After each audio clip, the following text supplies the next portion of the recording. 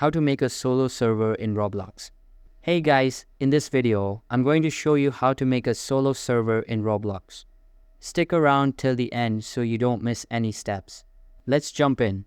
Alright, first go to the Roblox game you want to play solo.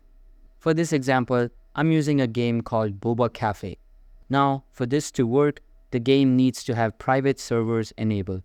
If the dev hasn't turned that on, this method won't work. Scroll down the game's page until you see the servers section and open it. Here, look for a button that says Create Private Server.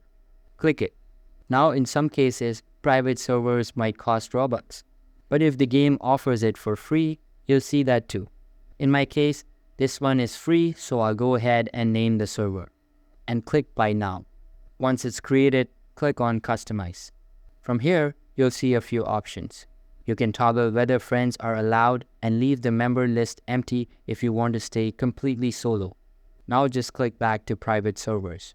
Scroll down to the server you just created and hit join. That's it, you're now playing in your very own solo server with no one else around. And that's it. If this helped you out, be sure to like the video and subscribe for more Roblox tips. Thanks for watching.